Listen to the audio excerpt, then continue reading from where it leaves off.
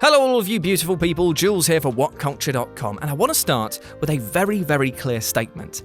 To fail at something isn't always a bad thing, right? Sometimes the only way to test and push your boundaries is to find out where your limits lie. And better still, it's often only through defeat that you can learn from your mistakes. So before we begin, just remember, don't be afraid of not getting it right the first time, as you might just find that you end up there in a different way in the end. And it's success through adversity, which actually is the subject of today's list, as we're going to look at video games which air quotes failed either commercially or critically, but have actually gone on to achieve cult classic status. So gather round, bring a big old smile, you wee cheeky whippets, and let's talk about 10 failed video games that became cult classics. Number 10, COMIE. Initially a PS2 exclusive created to rival Zelda, COMIE was an enthralling and visually stunning epic. Made by Clover Studios, a hub featuring an all-star team of Japanese developers, journalists praised its unique art style and gameplay while championing its upcoming release. Then it came out, and despite unanimously stellar reviews and awards, it moved only 600,000 discs worldwide by the end of 2006. That is really low, all things considering. It was a sad story for such a great game. It provided a meaty adventure campaign while taking worthy risks with its art style and unique combat system, and it's become a one-of-a-kind experience that a lot of people missed out on. Luckily, a persistent fan base managed to give the franchise legs over the years, and a Wii and PS3 port with implemented motion controls came to fruition, as well as a recent remastered version for current-gen consoles. And while there isn't any official sequel on the horizon, we can at least rest a bit easier knowing that this dog finally got her day. Number 9, Fahrenheit/Indigo Prophecy. As much as we might remember some of these so-called interactive movie games for having wonky controls and more Jason than we care to admit, when David Cage announced Fahrenheit, or Indigo Prophecy as you might know it in the US, we all knew that we were in for something special. However, this special nature didn't turn into an easy-to-digest line for journalists, and soon the game was left out at sea without a proper marketing push. It still won some awards, but many were left confused by the mechanics, and this translated into poor sales.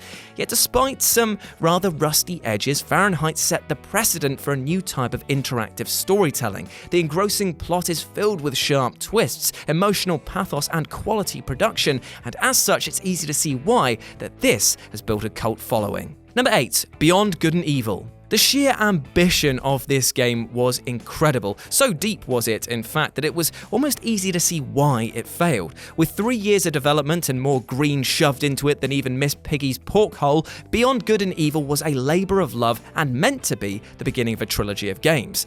In fact, you could argue that too much love was put into this title, as it became a mixture of gaming mechanics, part stealth, part platformer, open-world explorer, action game, and soon it almost became impossible to classify, a factor that many believe led to the game's poor sales.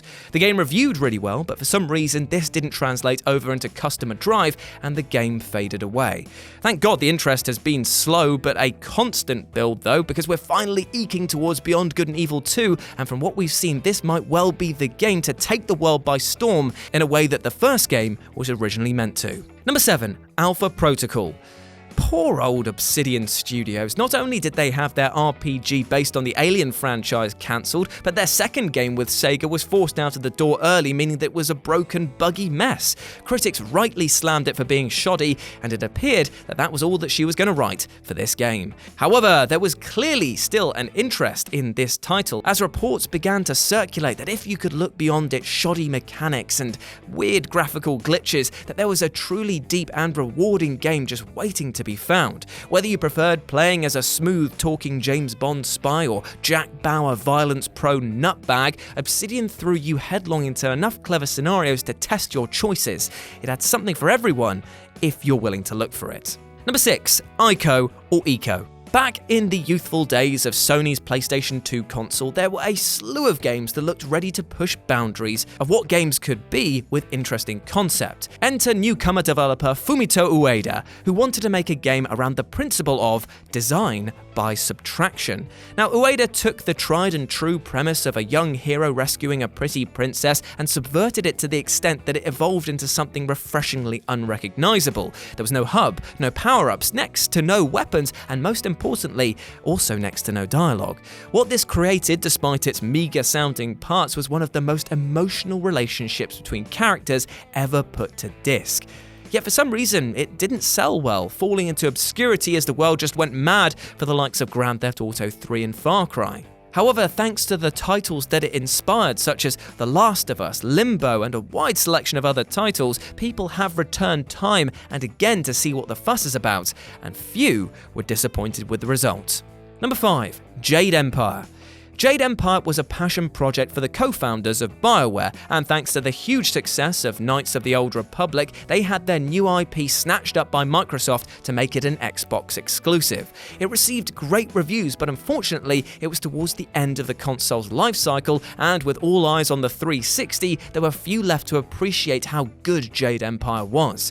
It's a shame as well, as the action system and story was so incredibly deep, and the game dripped with that charm that BioWare was so well known for.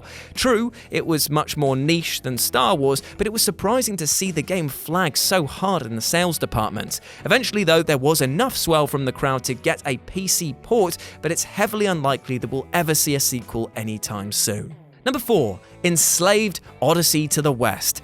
Okay, let's just all just take a knee here, because this game is severely underrated. It is, without a doubt, one of the best action games, and I'm not even going to cheapen it by saying, of all time. I'm not even going to do that. It's just really bloody good game. And it had the acting powerhouse that is Andy Serkis behind the motion capture and the voice acting. It should have been a surefire hit. However, much like when your mum shows up in a fur coat and no knickers to my abode, the target audience just didn't really seem to care. She'll come inside when I'm ready to.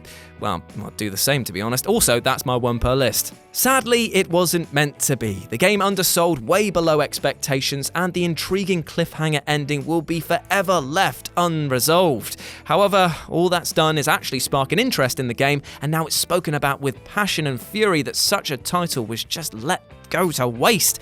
It is a real shame. Play this game. Play it now. Play it right now. Put down this video. Go play it now. Number 3. Spec Ops: The Line. On paper, you'd understand why so many people gave this one a wide berth. It was a military shooter released alongside so many other military shooters, and as a result it was lumped together into a big dusty brown pile alongside a ton of spent shells. However, if you got your hands on this game, then you'd see that Jaeger Development weren't showcasing another storm of bullets, but in fact a hurricane of emotions, as this game contains some of the deepest, most poignant and brutal commentaries on war and its evils. It was a brave game that tried something different with a cookie-cutter formula. Thankfully, that reputation has grown large, with gamers and critics alike championing it as some of the strongest storytelling in the medium, but it could so have easily just slipped under without the support from this community. Number 2. Deadly Premonition. I'll never truly understand Deadly Premonition, and I'm very okay with that fact. It's a game which doesn't just make you scratch your head occasionally, but actually tear into your own skull in an effort to figure out what's going on. It's a game that's simple on paper, a story about a detective trying to solve a string of murders, but then it goes so Twin Peaks in between this A to B story that you'll be laughing, perplexed, and downright weirded out at every turn. Through word of mouth and sheer curiosity, the game has slowly gathered steam, sales, and praise along the way, and now has a PC and PS3 port of the original 360 game for players to try out. It might not be the best made game ever, but it definitely delivers on its intent, and it's reflective of a story made to be told, not necessarily to be played. It's kind of deep like that. And number 1, Killer 7. There's rarely a game made by Wild Child developer Suda51 that hasn't strived for some sort of cult honor badge over commercial successes. I mean, look at his other titles like No More Heroes and Shadows of the Damned as examples of this. But before you do, check out Killer 7, as this is something else entirely. Set in an alternative future that's under siege by the Heaven's Smile terrorist group, you take control of the Killer 7, an elite squad of assassins that are the world's only chance of stomping out this fierce threat. By the way, those terrorists are skinless freaks and they appear invisible to the human eye. And the Killer 7 are actually personalities manifested inside a paraplegic man's head. Yeah, it's quite out there.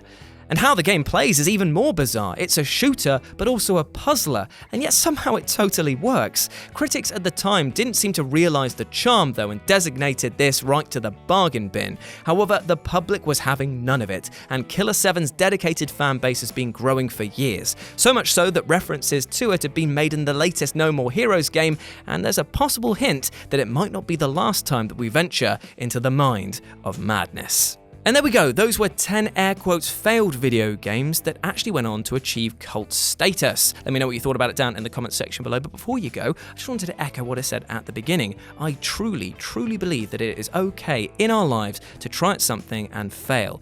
It's actually about not being put off to try again. That's the real challenge, and that's what I want to talk to you about right now. You got to treat yourself fairly, both physically and mentally, and just take a break sometimes. If you don't succeed the first time, it doesn't mean that it's not the right thing for you to do. Just keep on going, alright? Bit of love from me to you. And if you want to share the love, then you can go follow me at RetroJ over on Twitter. And as always, I have been Jules, you have been awesome, and I will speak to you soon. Bye.